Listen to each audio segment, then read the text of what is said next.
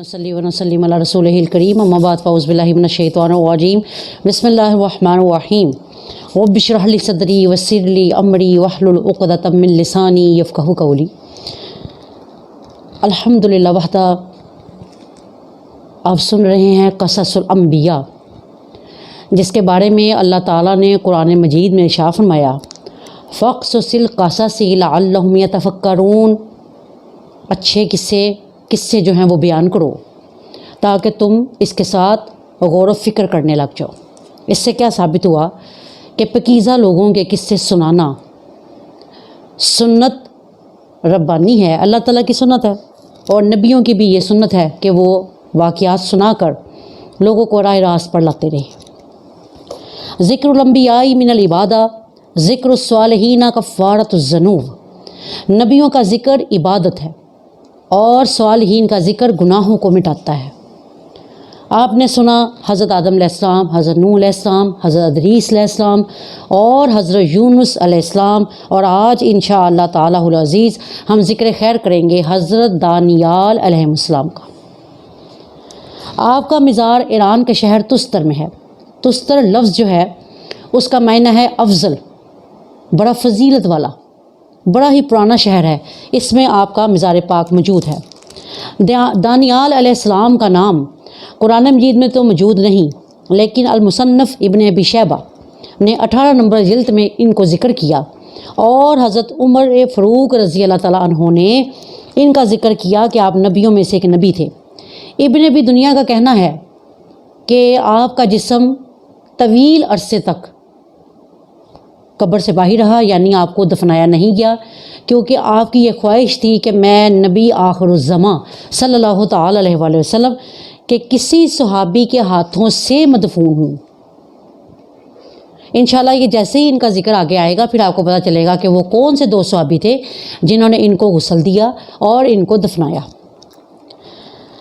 अल्लाह ताला की रहमत के आका अलैहिस्सलाम ने शाह फरमाया, जो तुम्हें दानियाल अलैहिस्सलाम की खबर दे उसको जन्नत की बशारत है। आपको भी मुबारक और मुझे भी मुबारक कि हम आज इस बुज़ुर्ग हस्ती, बरगुज़ीदा हस्ती, मुक़द्दस नफूस कुदसिया, इनका आज हम ज़िक्र खैर करेंगे। बाइबल में इनका नाम हज़रत अय्यूब हज़रत नूह अलैहिस्सलाम के नाम के साथ आया है, और बाज़ लोगों ने ये कहा कि आपका जो दौर है वो ईसा अलैहिस्सलाम से 600 बरस पहले का है। बाज़ ने कहा कि हज़रत याहया के बाद आप आए हैं, और बाज़ ने ये कहा कि हज़रत उज़ैर अलैहिस्सलाम के दौर में आप थे, क्योंकि तब नबी 2-3 नबी 4 नबी इकट्ठे आ जाते थे। हर नबी अपने अपने इलाके का नबी अलहदा होता था। ये सिर्फ हमारे नबी सल्लल्लाहु अलैहि वसल्लम को ये एज़ाज़ हासिल है कि आप रहमतल लिल आलमीन हैं, कि तमाम जहानों के लिए नबी बनाकर भेजे गए हैं। आपके ज़माने का जो बादशाह है वो बुख्ता नसर है, बुख्ता नसर। और बुख्ता नसर, अब आपके साथ इसका क्या सिलसिला होगा इंशाल्लाह ये आगे जाकर आपको पता चलेगा। ये सिर्फ इसलिए हम पहले थोड़ा तारुफ करवा देते हैं ताकि सुनने वालों को यह मालूम हो कि हम इसके अंदर आपको क्या कुछ बतलाने वाले हैं। बुख्ता नसर का जो है वो ज़िक्र किया जाएगा, और शेरों के साथ मोहब्बत हज़रत दानियाल को किस तरह हुई और अल्लाह ताला ने किस तरह आपकी हिफाजत इस दरिंदे से की। दानियाल दरअसल इसमें ज़ाती है आपका, इसमें दान अलहदा है और ईल अलहदा है। दान का क्या मतलब है? नहायत जहानत, नहायत समझदार बंदा, अक्लमंद। और ईल खुदा को कहा जाता है, अल्लाह ताला को कहा जाता है। आपने अक्सर ये लफ्ज़ बहुत सुना होगा, जिब्राईल, मीकाईल, इसराफील, इज़राइल, इस्माईल, क्योंकि हज़रत इब्राहीम अलैहिस्सलाम जब अपनी औलाद के लिए दुआ खैर करते थे, उनके बच्चे नहीं थे, तो हमारे यहाँ पर तो ये कहा जाता है ना आमीन, तो उनकी अब्रानी ज़बान में आमीन को इस्माईल कहा जाता है। इस्मा सुन ले, और ईल ए मेरे खुदा मेरी सुन ले। अल्लाह की कुदरत के जब आपके घर बेटा पैदा हुआ तो आपने उसका नाम ही इस्माईल रख दिया कि ये मेरा वो बच्चा है जिसके लिए मैंने बड़ी ही आमीनें पढ़ी हैं। इस्माईल, ईल दरअसल खुदा को कहा जाता है, जैसे इसराईल आप लफ्ज़ अक्सर सुनते हैं। तो ये दरअसल हमारा मकसद ही ये क़ससुल अंबिया जो सुनाने का है वो क्या है कि आपको एक एक हरफ का पता चले कि हम मुसलमान हैं, हमें अपनी तारीख़ का पता होना चाहिए। तो क्या शाह फरमाया कि आप کا نام جو ہے وہ عقل مند، پر حکمت، عاقل شخص، وہ شخص جس کے پاس اتنی حکمت کہ اللہ تعالیٰ نے ان کو نبوت عطا فرما دی۔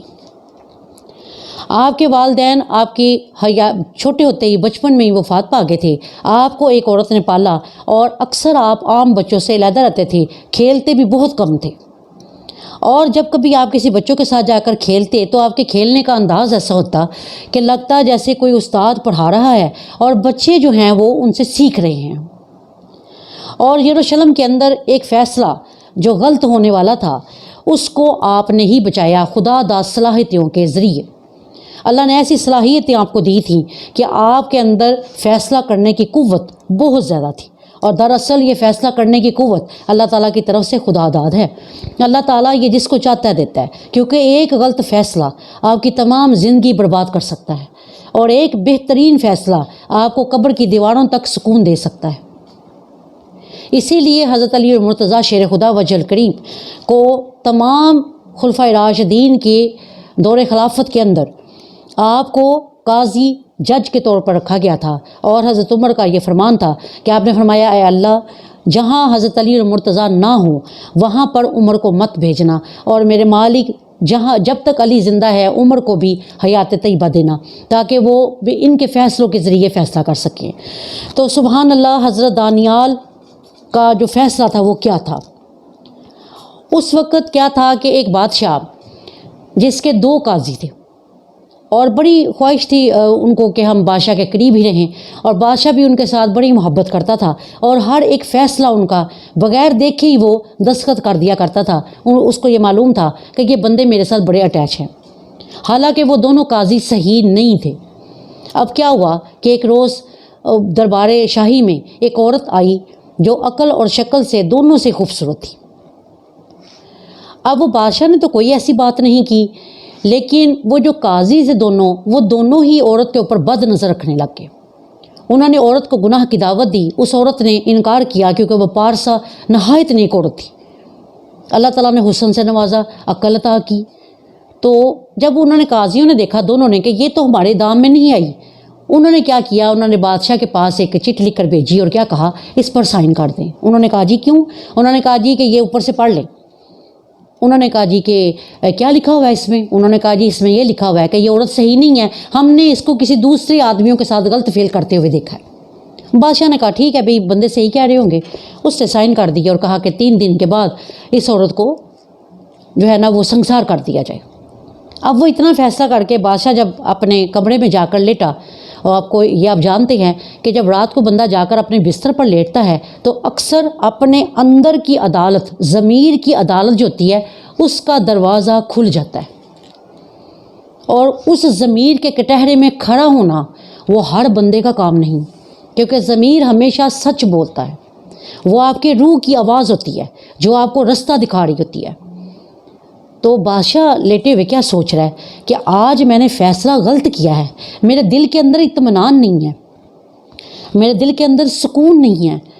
اس نے اپنے ایک رازدان کو بلایا، اس وقت کسی کو معلوم نہیں تھا کہ یہ رازدان بادشاہ کے پاس اندر تشریف لے جا رہا ہے۔ جب اس نے بلایا اس نے کہا یار آج جو ہے نا میں نے جو فیصلہ کیا ہے نا وہ مجھے لگتا ہے صحیح نہیں ہے، اور میرا دل مطمئن نہیں ہے، تو تم ایسے کرو کہ کوئی ایسی راہ نکالو کہ مجھے اس بات کی تحقیق میرے تک پہنچ جائے کہ کیا آیا کہ واقعی وہ عورت جو ہے وہ زناکار ہے، یا واقعی میں اس کو سنسار کر کے اس کی جان میں صحیح حق طور پر فیصلہ کیا ہے۔ اب وہ رازدان جو تھا وہ بھی پریشان ہو گیا، اس نے کہا جی میں نے تو اس عورت کو کوئی ایسا فعل کرتے ہوئے کبھی نہیں کو دیکھا، تو لیکن اگر آپ کو قاضیوں پر اعتماد بہت ہے چلے میں کوئی نہ کوئی سبیل نکالتا ہوں کیونکہ ابھی تو تھوڑا ٹائم ہے۔ انہوں نے کہا جی ٹھیک ہے۔ اب وہ رازدان پریشان حال گزرتا جا رہا ہے، رستے میں سے گزر رہا ہے تو کیا دیکھتا ہے کہ چند بچے کھیل رہے ہیں، ایک بچہ ان میں سے نہایت خوبصورت ہے اور وہ حضرت دانیال علیہ السلام تھے۔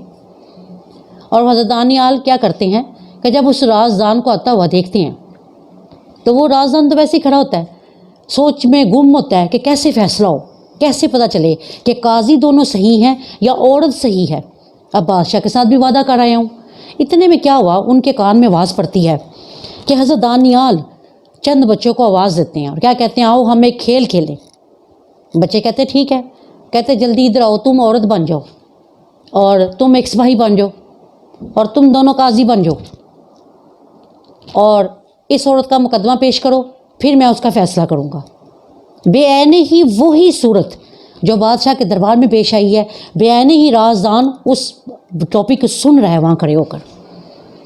اب وہ عورت بھی پیش، ایک بچہ جو تھا وہ عورت بن کے آ گئی، دو قاضی آ گئے، ایک سپاہی آ گیا۔ اب وہ حضرت دانیال علیہ السلام نے کیا کہا؟ انہوں نے کہا کہ عورت تیرے اوپر الزام ہے، تو کیا کہتی ہے؟